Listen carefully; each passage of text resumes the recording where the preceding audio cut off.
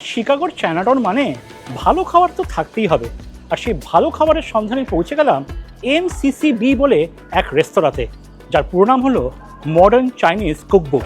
শুরু করছি বিখ্যাত চেংদু স্পাইসি ডাম্পলিং দিয়ে।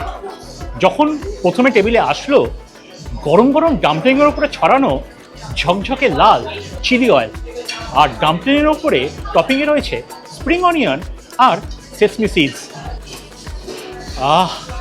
অসম্ভব সুন্দর গন্ধ বেরিয়েছে। ডাম্পলিংয়ের স্কিন একদম পেপার থিন, আর ফিলিংয়ে রয়েছে মিন্সড পর্কের ফিলিং।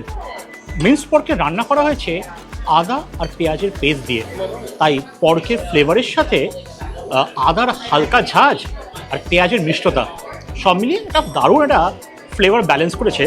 একটা উমামি ফ্লেভার তো আছেই, আর এর ওপরে যে চিলি অয়েলের হালকা ঝালটা দারুণ লাগছে। টেবিলের পরবর্তী খাবার হচ্ছে ড্রাই চিলি চিকেন।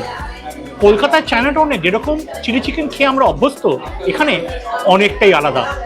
প্রথম নজরে যেটা বুঝতে পারলাম সেটা হচ্ছে লাল শুকনো লঙ্কার মাঝখানে লুকিয়ে আছে সোনালি রঙের চিকেনের টুকরো।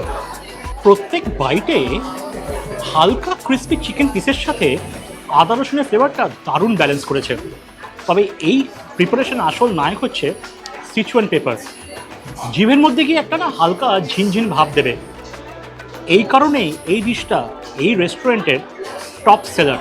এইবার মেন কোর্সের পালা। টেবিলে রয়েছে jumbo shrimp fried rice. First ইমপ্রেশনে বেশ ভালো পরিমাণে ফ্রাইড রাইস আছে, তার সঙ্গে বেশ কয়েকটা জাম্বো প্রনের টুকরো। ফ্রাইড রাইসের কিন্তু খুব একটা ইন্টারেস্টিং ফ্লেভার। এরকম ফ্লেভার আমি ইন্ডিয়ান চাইনিজ খাবারে পাইনি, যেটা আমার কাছে একটু নতুনত্ব লাগলো।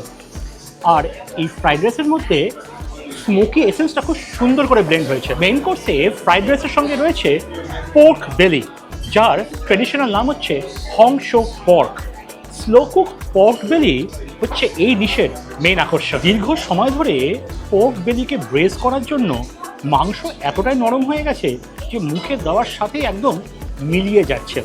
আর প্রত্যেকটা পিসে নিখুঁত ফ্যাট আর মাংসের লেয়ারিং, আর এর সঙ্গে যে বকচয় দেওয়া আছে, এগুলোকে ব্রেস করা হয়েছে, যেটা পর্ক বেলি স্মুথ টেক্সচারের সাথে একটা ক্রিস্পি টেক্সচার অ্যাড করছে। আপনি যদি শিকাগো ঘুরতে আসেন এবং চায়নাটাউনে যদি সিচুয়ান খাবার ট্রাই করতে হয়, তাহলে MCCB কিন্তু আপনার তালিকা থাকতেই হবে।